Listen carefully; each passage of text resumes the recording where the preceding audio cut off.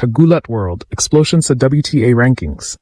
Isang makasaysayang pagyanig ang nagaganap ngayon sa mundo ng tennis at ang sentro nito ay walang iba kundi ang ating Pinay tennis phenom na si Alexandra Ayala. Buong mundo ang gulantang dahil opisyal na siyang umakyat sa top 5 Asian players sa buong WTA Rankings. Sa kanyang bagong career high na world number 32, 4 na higante na lang ang nasa unahan niya sa buong kontinente. Elena Rybakina. Number 3, Kazakhstan, Naomi Osaka, number 16, Japan, Qin Wenjing, number 23, China, at Xinyu Wang, number 30, China. Nilagpasan na ni Alex ang mga pambato ng ibang bansa, gaya ni Janice Chen, number 39, Indonesia, making her the 5th highest-ranked Asian sensation sa balat ng lupa. Ito ay hindi lamang isang simpleng pag-akyat sa listahan. It's a shockwave na nagpapatunay ng unexpected triumph para sa isang 20-year-old na dati ay hinahangaan lang bilang junior champion. Ngayon, siya ay isang ganap na elite threat. Pero bago ang tagumpay, dumaan muna sa matinding heartbreak si Alex. Marami ang nagduda matapos ang kanyang early exit sa Australian Open at Qatar nung simula ng taon. Bumaha ang mga kritismo tungkol sa kanyang consistency at ang kanyang grueling schedule. Ngunit ang unbothered resilience ni Alex ang nanaig. Mula sutik ng pagkatalo, pumangon siya sa pamamagitan ng stunning quarter-final runs sa Abu Dhabi at Dubai. Dito niya pinatunayan na ang kanyang raketa ay hindi lang para sa laro, kundi para sa pangarap ng isang nasyon. Habang lumalaban si Alex para sa kanyang personal WTA legacy, pinatutumba ang mga seeds gaya ni Pauline at Cirstea. Ang buong Pilipinas ay nakasakay sa kanyang bawat palo. Pinupush siya ng sambayanan sa gitna ng isolation at pressure, na parang isang non-stop storm. Ang kanyang pag-akyat sa number 32 mula sa number 47 sa simula ng taon ay patunay na ang comeback fire ay mas matindi kaysa sa anumang hater. Ang Ila ascent ay niyanig ang tennis globe. Sa Asia, siya ang nagbigay ng inspirasyon sa mga players mula sa underrepresented nations.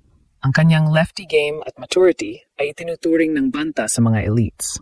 Viral na ang balitang ito, creating football-like hype sa social media na nagbibigay ng chills sa bawat Pinoy. Ang disyerto ng Indian Wells ay naghihintay at ang Pilipinas ay handa ng umungal sa pride.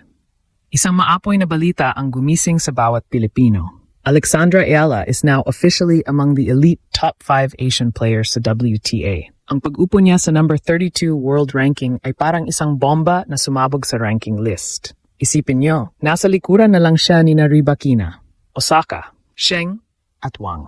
Ang milestone na ito ay mas malaki pa sa anumang pangarap natin sa Philippine tennis noon. Ang tanong ng marami, paano ito nagawa ng isang 20 anyos na dalaga? Ang likod ng bawat tropeyo ay puno ng matinding struggle. Dumating si Alex sa puntong ito sa pamamagitan ng dugo at pawis. Matatanda ang naging heartbreak ang simula ng kanyang 2026 season. Ang quick exit sa Australian Open ay nagdulot ng mga tanong. Handa na ba talaga siya? Masyado ba siyang pagod? Ang mga skeptics ay hindi tumitigil sa pag-mock sa kanyang 9-week grind. Sinasabi nilang ang fatigue ay lalamunin ang kanyang career. Pero dito pumasok ang career versus bansa.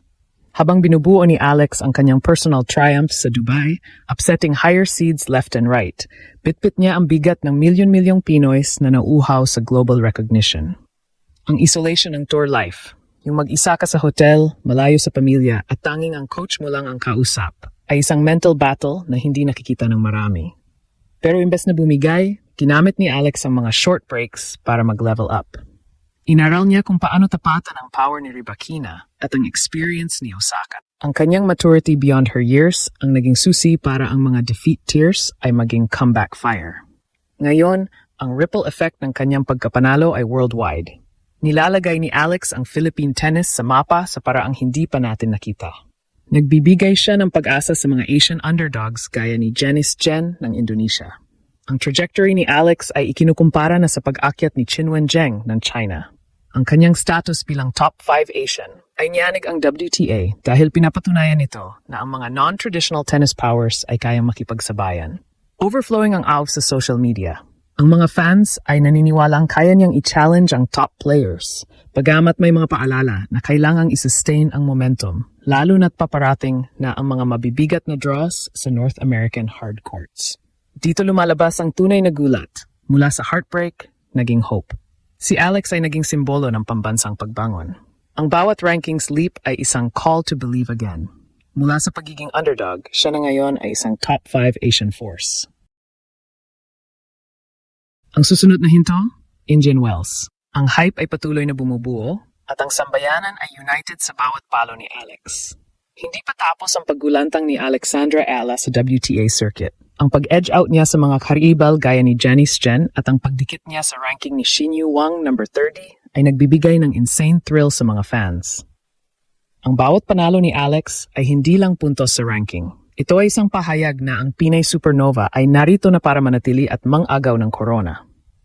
Kung susuriin natin ng malalim, ang journey ni Alex ay puno ng endless battles. Mula noong manalo siya sa US Open Juniors hanggang sa mga pro dips gaya ng mahihirap na laro sa French Open, hindi naging madali ang kanyang path. Ang pagpasok niya sa top 5 Asian spot ay nag-amplify sa conflict ng career versus bansa. Habang hinahabol niya ang mailap na WTA 1000 semifinal spot, isang alaala mula sa kanyang Miami 2025 run, ang national expectations ay parang isang mabigat na balabal. Ang mga skeptics na bumatikos sa kanyang grailing tours ay natahimik nang ipakita niya ang kanyang resilience sa Abu Dhabi comebacks. Ang pakikipagtagisan niya ng galing laban sa mga power players gaya ni Rybakina o ang pag-handle niya sa fame gaya ni Naomi Osaka ay nagpapakita ng kanyang pambihirang klase. Sa gitna ng ingay ng haters, nananatili siyang unbothered. Ang bawat pagkatalo noong early 2026 ay hindi naging dulo, kundi nagsilbing mitsa para sa kanyang kasalukuyang tagumpay. Sa bigger picture, ang Iela Wave ay sinasakop na ang tennis world. Ang pagiging top 5 Asian player ay nangangahulugang ang Pilipinas ay kasama na sa mga usaping dati ay para lang sa Japan at China. Ang kanyang kuwento ay nagbibigay ng chills. Naniniwala ang international community na siya ang dynamic shifter ng WTA ngayon. Ang online buzz ay nakatuon sa kung paano niya vevex o liliruhin ang mga elites gaya ni Zheng sa mga draws. Ang global appeal ni Alex ay nagbibigay ng bagong mukha sa WTA. Isang mukha na matapang, kayumanggi, at hindi sumusuko. Sa kaibuturan ng lahat ng ito ay isang rally of the nation. Mula sa mga heartbreaks na tila nagpaguho ng ating mga pangarap noon, ngayon ay legacy exploding na ang ating naranasan. Si Alex Ella ang spark na nagpapanumbalik ng ating paniniwala na ang isang Pilipino ay kayang magwagi ng Grand Slam. Ang fan roar ay isang call to arms para sa lahat ng mga nangarap. Mayabang nating may pagmamalaki ang kanyang unbothered grind. Ang pag-asa na maulit ang Miami Magic ay buhay na buhay sa bawat puso ng Pinoy. Malapit na kaya niyang tapatan ng top 4 Asians. Bayan, handa ka na ba para sa ultimate gulat? Ang aming fearless forecast, World Top 20 is just around the corner. Ang tagumpay ni Alex ay tagumpay nating lahat. Abangan ang susunod na kabanata ng ating Tennis Supernova.